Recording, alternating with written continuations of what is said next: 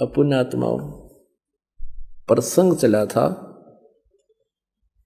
कि सतयुग के ब्राह्मणों ने कह का भी नहीं बेरा, और ये कलयुग के तो बताए रखे हैं, आपने पढ़ लिया बार बार, कहता भी शोभा ना देता। और सतयुग के ब्राह्मणों की ये स्थिति है कि वो दुर्गा की पूजा करते थे, वेद के पूर्ण विद्वान माने जाते थे। ओए होए, दुर्गा कहती है नहीं, मेरी पूजा भी छोड़ दो, ब्रह्म की साधना करो, उसका ओम नाम है, ब्रह्मलोक में रहता है, वहां चले जाओगे। और ब्रह्म कहता है कि नहीं, मैं भी नासवान हूं, मेरे भी जन्म मृत्यु होते हैं और तेरे भी जन्म मृत्यु होते हैं। 15वें अध्याय का 1 से लेकर 4 में स्पष्ट कर दिया कि तू तत्वदर्शी संत से ये ज्ञान प्राप्त करके और फिर उसके पश्चात परमेश्वर के उस परम पद की खोज करनी चाहिए, जहां जाने के बाद फिर कभी जन्म मृत्यु नहीं होती। अब देखो गीता जी अध्याय नंबर 4 का श्लोक नंबर 5 और 9 दिखाते हैं आपको। अध्याय नंबर 4 और ये श्लोक नंबर 5 यहां पर है। इसका अनुवाद यहां किया है। हे परंतम अर्जुन, मेरे और तेरे बहुत जन्म हो चुके हैं। हे परंतम अर्जुन, मेरे और तेरे बहुत से जन्म हो चुके हैं, उन सबको तू नहीं जानता, मैं जानता हूं। अब 9 में, चौथे अध्याय का 9वां। हे अर्जुन, मेरे जन्म और कर्म दिव्य अर्थात अलौकिक हैं। अध्याय नंबर 2 का श्रीमद् भगवद गीता और 12 श्लोक है।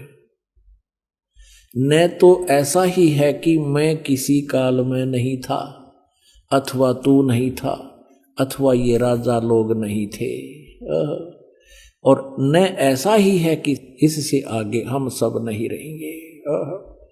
स्पष्ट हो गया। ये गीता ज्ञानदाता कहता कि हम पहले भी थे, ना सोचा पहले ना थे, आगे ना होंगे, आगे भी होंगे, जन्म मृत्यु तुम्हारे होते रहेंगे।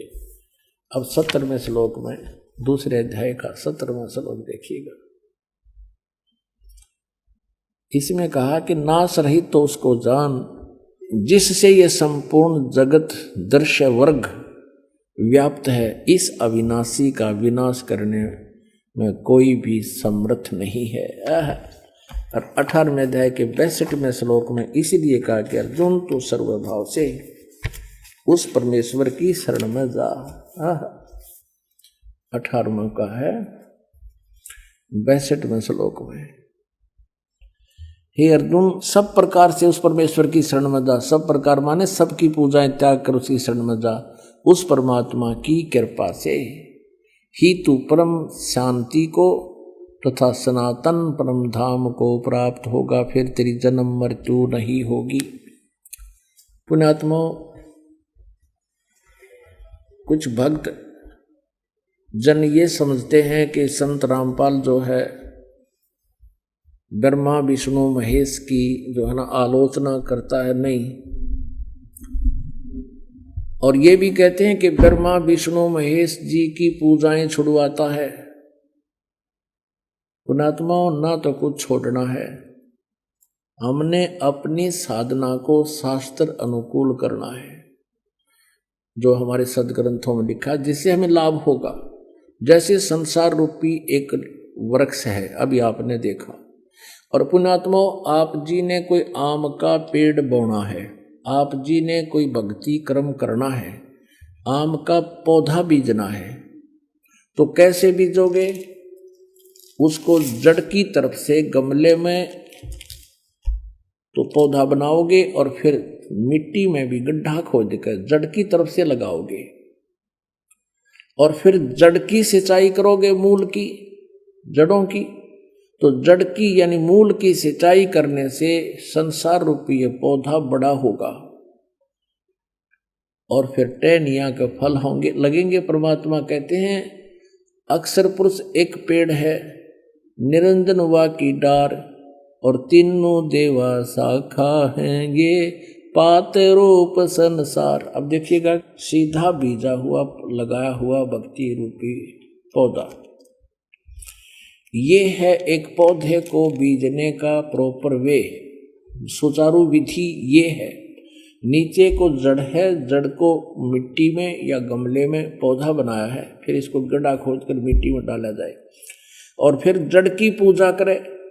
फिर इससे क्या होगा कि ये सब टहनियाँ बढ़ जाएंगी, ये देवता। और हम क्या कर रहे हैं, हम उल्टा कर रहे हैं। हमने ब्रह्मा विष्णु महेश यानी टहनियों की तब पूजा शुरू कर दी और जड़ की पूजा छोड़ दी। हमने साधना शास्त्र विरुद्ध शुरू कर रखी है। और परमात्मा यही कहा करते, ये दास भी यही कहता है, परमेश्वर कहा करते थे कि इसको ऐसे कर लो, एक साध्य सब सदे है, सब साध्य सब जावे। सब साधन होते सारा नष्ट हो गए थे, पौधा उगना ही नहीं, लगना ही नहीं। एक साध्य सब सदे, एक की साधना करने से सारा पौधा प्रफुल्लित हो जाएगा। और सब साध्य सब जावे, माली यानी समझदार व्यक्ति जो सही प्रोसीजर से परिचित है, माली सिंचे मूल को हो, वो फल फूल गोए। कितने सिंपल वे में बताया परमात्मा ने कि एक के साध्य सब सद है, यानी पूरा काम हो जाएगा एक मूल भगवान की पूजा करने से। और सब साध्य सब जावे, ये तो नाश कर दिया भक्ति का। हम ऐसा कर रहे हैं, सचमुच ऐसी साधनाएं कर रहे हैं, गीता और वेदों के अनुसार ना करके मनमुखी साधनाएं कर रहे हैं। अब आपको दिखाते हैं गीता जी अध्याय नंबर 3 का।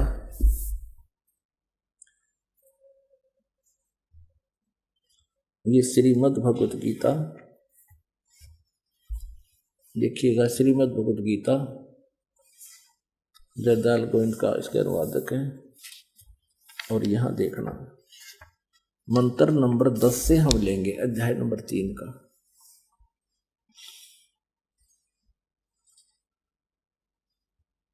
10 में कहा है, प्रजापति ने, ये ब्रह्मा तक ऊँ अड़ा दे हैं, चलो जैसा भी है।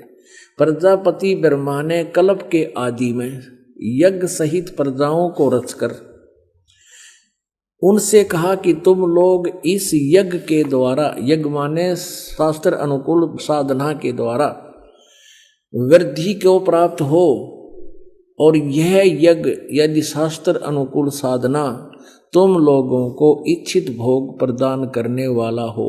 अब 11वें में क्या कहा है, इस यज्ञ के द्वारा देवताओं को उन्नत करो और वो देवता तुम लोगों को उन्नत करें। इस प्रकार निस्वार्थ भाव से एक दूसरे को उन्नत करते हुए तुम लोग परम कल्याण को प्राप्त हो जाओगे। 12 में फिर कहा है, तीसरे अध्याय के में 12 में, यज्ञ के द्वारा शास्त्र अनुकूल साधना के द्वारा बढ़ाए हुए देवता रजगुण ब्रह्मा, सतगुण विष्णु, तमगुण शिवजी रूपी शाखाएं शास्त्र अनुकूल साधना से ये देवता बढ़ जाएंगे, बड़ी टहनी बन जाएंगी, पेड़ बन जाएगा। यज्ञ के द्वारा बढ़ाए हुए देवता तुम लोगों को बिना मांगे ही इच्छित भोग निश्चय ही देते रहेंगे। उन देवताओं के द्वारा दिए हुए भोगों को जो पुरुष इनके बिना दिए यानी बिना दान किए और स्वयं भोगता है वह चोर ही है। अब 13वें में क्या कहा है,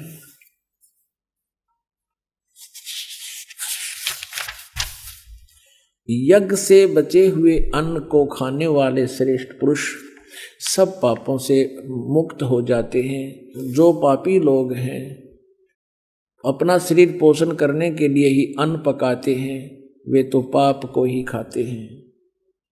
अब 14 और 15 में ये लिखा है, संपूर्ण प्राणी अन्न से उत्पन्न होते हैं। अन्न की उत्पत्ति वृष्टि से यानी वर्षा से होती है, वृष्टि यज्ञ से होती है, और यज्ञ विहित कर्मों से उत्पन्न होने वाले हैं। विहित कर्म माने शास्त्र अनुकूल साधना से यज्ञ सही होती है। और कर्म समुदाय को, कर्म को तू ब्रह्मो उद्भवम, यहाँ इन्होंने रंगा कर दिया, लिख दिया वेद से उत्पन्न नहीं, ब्रह्म से उत्पन्न। काल के लोक में आए तो हमारा ये कर्म लगे, हमने कर्म करके ही मिलेगा, वैसे यहाँ कुछ नहीं मिल सकता। तो ब्रह्म के, यहाँ ब्रह्म के से ये कर्म लगे और ब्रह्म की उत्पत्ति, ब्रह्म माने काल की, ज्योति निरंजन की, ब्रह्म माने वेद गलत लिख दिया, ज्योति निरंजन काल यानी ब्रह्म को अविनाशी परमात्मा से यानी परम अक्षर ब्रह्म से उत्पन्न हुआ जाने, उससे उत्पन्न हुआ काल ब्रह्म। इससे सिद्ध होता है कि सर्वगतम ब्रह्म, सर्वव्यापी परम अक्षर परमात्मा ही सदा यज्ञों में प्रतिष्ठित है।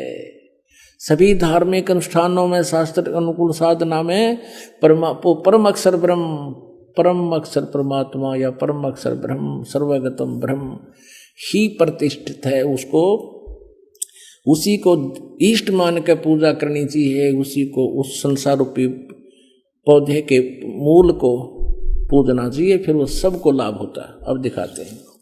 अभी आपने क्या पढ़ा?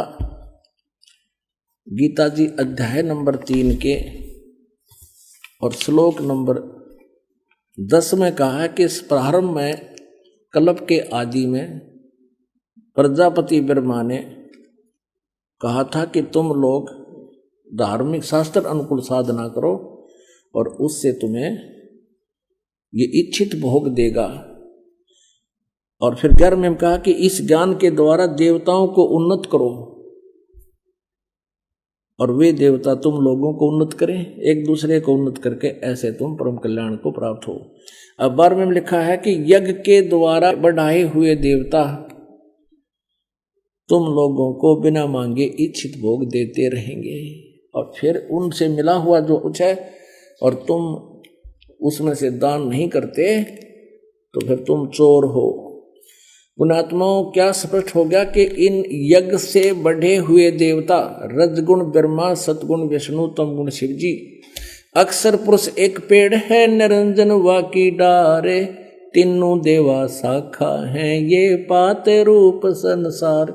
अब शास्त्र अनुकूल साधना से भक्ति रूपी पौधे को हम सुचारू ढंग से बीज कर यानी जड़ की पूजा शुरू करेंगे, पूर्ण परमात्मा को इष्ट मानकर उसकी पूजा शुरू करेंगे और उधर से पूरी टहनियों और तने की भी हिफाजत रखेंगे, तो फिर ये एक दिन पेड़ बन जाएगा, आम का पौधा। और जब ये टहनियाँ यानी देवता बढ़ जाएंगे, इन देवताओं को बढ़ाओ, जब ये बड़ी हो जाएंगे देवता यानी टहनियाँ संसार रूपी वृक्ष के, यानी फिर क्या होगा, यानी आपकी भक्ति बढ़ जाएगी, आपके पुण्य कर्म बढ़ेंगे। पूर्ण परमात्मा की भक्ति शास्त्र अनुकूल करने से शुभ कर्म बढ़ेंगे और उन सब शुभ कर्मों का भुगतान आपको यहाँ ब्रह्मा विष्णु महेश ही देंगे। थरो प्रॉपर चैनल आवेगा, वैसे नहीं मिलता। तो यहाँ ना तो ब्रह्मा जी को त्यागा जा सकता, जैसे देखिएगा संसार रूपी पेड़ के यानी पौधे के। फिर देखिए इसको, अपनात्मा हम पूजा तो करेंगे इष्ट रूप में पूर्ण परमात्मा की। अभी आपने गीता जी अध्याय नंबर 3 के 14-15 में पढ़ा कि वो सर्वगतम ब्रह्म, परम अक्षर ब्रह्म ही सभी यज्ञों में प्रतिष्ठित है, उसको ही इष्ट रूप में पूजना पड़ेगा। उसके बाद शुभ संस्कार बनेंगे और वो शुभ संस्कार फिर ब्रह्मा विष्णु महेश के पास आएंगे।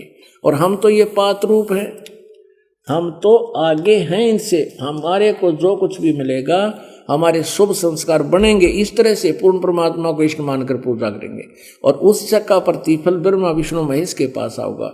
अब ये बड़े हो जाएंगी टहनियाँ, पूरा पेड़ बन जाएगा, तो ब्रह्मा विष्णु महेश रूपी इन शाखाओं का ये आम के फल लगेंगे, लद पद हो जाएंगे ये।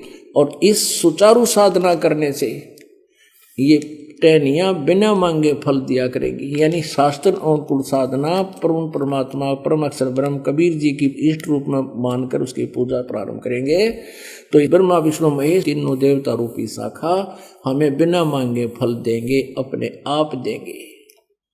अब कोई यूं कहे कि भाई संसार रूपी वृक्ष ये पौधा ला लिया और जड़ ने पूजा, क्या इन टहनियों को काट फेंकेंगे? फिर क्या यूज इसका? तो ब्रह्मा विष्णु महेश हमारे अभिन्न अंग हैं, लेकिन हम गलत साधना करने से सब यूजलेस कर दिया। ऐसे करने से ब्रह्मा विष्णु महेश की पूजा करने लगे, परम अक्षर ब्रह्म यानी मूल को छोड़ दिया। हमने अपनी भक्ति का नाश कर लिया। शास्त्र विदिता कर मनमानी जो पूजा करते हैं, आचरण करते हैं, गीता जी अध्याय नंबर 16 के श्लोक नंबर 23 में कहा है, उनको कोई यूज नहीं, ना उनको सुख है, ना उनकी गति होती है, ना उनका कोई सिद्धि प्राप्त होती है, यूजलेस। तो अब हम ऐसे कर रहे हैं, और परमात्मा भी यही कहा करते थे, दास भी कबीर परमेश्वर द्वारा बताए इस ज्ञान को आपसे कहता है कि आप इष्ट रूप में पूजो कबीर परमात्मा को, ये साधना करो, फिर इससे ये भक्ति रूपी पौधा अपने आप आपके शुभ संस्कार बनकर ब्रह्मा विष्णु महेश के पास आएंगे, ये बिना मांगे देंगे, आपको लद पद हो जाएंगे, यानी इतना आपको ये धन देंगे जो आपके संस्कार में सत साधना से होगा। अब फिर देखिए एक बार श्रीमद् देवी भागवत, जैसा कि आपको फिर सुनाता हूं, अब गीता अध्याय नंबर 3 का फिर देखिए, ये आसानी से समझ में आएगा। मुझ दास का उद्देश्य है कि आपको ईसा रंग दो इन सदग्रंथों से, क्योंकि आज हम कंप्यूटर से ही बना लिया मानव ने, और ये सदग्रंथ बहुत आसानी से समझने पड़ेंगे, समझ में आ जाएंगे। ये श्रीमद् भगवद गीता अध्याय नंबर 3 का श्लोक नंबर 10 फिर पढ़ दिए। प्रजापति ब्रह्मा ने कल्प की आदि में यज्ञ सहित प्रजाओं को रचकर कहा कि तुम लोग इस यज्ञ के द्वारा, यानी शास्त्र अनुकूल साधना के द्वारा वृद्धि को प्राप्त हो, तुम्हारी उन्नति ऐसे होगी आध्यात्मिक, और यह यज्ञ तुम लोगों को इच्छित भोग प्रदान करने वाला हो। 11 में कहा है, इस यज्ञ के द्वारा देवताओं को उन्नत करो, यानी शास्त्र अनुकूल साधना करो, इन देवताओं ब्रह्मा विष्णु महेश के पास तुम्हारे शुभ संस्कार जाएंगे, फिर यही देंगे तुम्हें, वे देवता तुम लोगों को उन्नत करें। इस प्रकार निस्वार्थ भाव से एक दूसरे को उन्नत करते हुए तुम लोग परम कल्याण को प्राप्त हो जाओ। 12 में कहा फिर, यज्ञ के द्वारा बढ़ाए हुए देवता, यानी शास्त्र अनुकूल साधना करने से ये पौधे की शाखाएं बढ़ जाएंगी, यानी बहुत बड़े पेड़ बन जाएगा, भक्ति रूपी आपका पौधा पेड़ बन जाएगा, यानी बहुत ज्यादा धन आध्यात्मिक आपकी भक्ति हो जाएगी। फिर यज्ञ के द्वारा बढ़ाए हुए देवता, ये तीनों गुण रूपी शाखा बढ़ जाएंगी, बड़ी हो जाएंगी, इनके पास हमारे शुभ संस्कार घने हो जाएंगे, तो ये बिना मांगे ही जैसे टहनियाँ लदपद हो जाती फलों से, इच्छित भोग निश्चय ही देते रहेंगे। और उनके द्वारा, जैसे आप जी को भगवान ने तो कुछ दे रखा है धन, तो फिर आप दान नहीं करते, उसके बारे में कहा है कि उन देवताओं के द्वारा दिए हुए भोगों को जो पुरुष उनको बिना दिए, यानी फिर से सत साधना नहीं करता है, दान नहीं करता है, वह तो चोर है। अब 13वें में फिर कहा है, यज्ञ से बचे हुए अन्न को खाने वाले, जैसे यहाँ परमात्मा कबीर जी को इष्ट मान कर भोग लगाया जाता है, और ये प्रसाद रखा जाता है, पहले परमात्मा का भोग निकालकर आप जी को सत्संग के बाद वितरित किया जाता है। वो यज्ञ से बचा हुआ अन्न परमात्मा से को भोग लगने के बाद बचे हुए अन्न को खाने वाले श्रेष्ठ पुरुष सब पापों से मुक्त हो जाते हैं। और जो पापी लोग शरीर पोषण करने के लिए ही अन्न पकाते हैं, वह तो पाप को ही खाते हैं। जो दान धर्म नहीं करते, कहते वो तो पाप खाते हैं। अब 14-15 में स्पष्ट कर दिया, संपूर्ण प्राणी अन्न से उत्पन्न होते हैं। अन्न की उत्पत्ति वर्षा से, वृष्टि से होती है, वृष्टि वर्षा यज्ञ से होती है, और यज्ञ विहित कर्मों से, शास्त्र अनुकूल साधनों से ही सफल हुआ करते हैं यज्ञ। और कर्म लगे ब्रह्म से, यह इन्होंने गलत कर दिया, ब्रह्म से उत्पन्न हुए। काल के लोक में आए तो कर्म करने पड़े, सतलोक में तो हमने निष्कर्मीय सिद्धि प्राप्त है, वहाँ कोई काम नहीं करना पड़ता है। और ब्रह्म, यहाँ वेद लिख दिया है, और ब्रह्म की उत्पत्ति हुई अक्षर पुरुष से, अविनाशी परमात्मा से, और वो अविनाशी परमात्मा ही उत्पन्न हुआ जान। और तस्मात् इससे सिद्ध होता है कि सर्वगतम ब्रह्म, वह सर्वव्यापी यानी कुल का मालिक परम अक्षर परमात्मा यानी परम अक्षर ब्रह्म ही सदा ही यज्ञों में प्रतिष्ठित है। वो इष्ट रूप में पूज्य है, इष्ट मान के उसकी साधना सत साधना होगी, शास्त्र अनुकूल होगी, उससे तुम्हें लाभ होगा। पुण्यात्मा, ये सदग्रंथ हैं, इनके अंदर बहुत गूढ़ रहस्य और यथार्थ ज्ञान है। ये आज से नहीं, असंख्यों युगों से यही ज्ञान है। और ये सभी अनाड़ी जो ऋषि महर्षि नकली थे, इनको ज्ञान नहीं था, जिस कारण से आज तक हमारी दुर्गति हो रही है। आप करके देख लो ये साधना पुण्यात्मा, वो सच्चे हृदय से 1-2 वर्ष करके देखो। लेकिन हम क्या करते हैं कि काल के दूत गणे एक परिवार में से एक नाम ले लेता, 4 विरोध करना शुरू कर देते हैं घर के घर में, और उसके नियम को भंग करवा देते हैं। काल नहीं चाहता कि इनको कोई लाभ हो जाए और परमात्मा की महिमा सबके समझ में आ जाए। और कुछ दिनों के बाद क्या होगा कि यदि आप दृढ़ता से लगे रहे, सीधा कर देगा परमात्मा घर वालों को भी और औरों को भी साथ, आपका कोई विरोधी नहीं रहेगा। एक दिन ऐसा ज्ञान आ जाएगा। तो ये ऐसे गड़बड़ करा देता है। और इस परमात्मा की साधना से आपको इतना सुख हो जाएगा, आप सोच भी नहीं सकते कि भगवान इतना सुख देता है।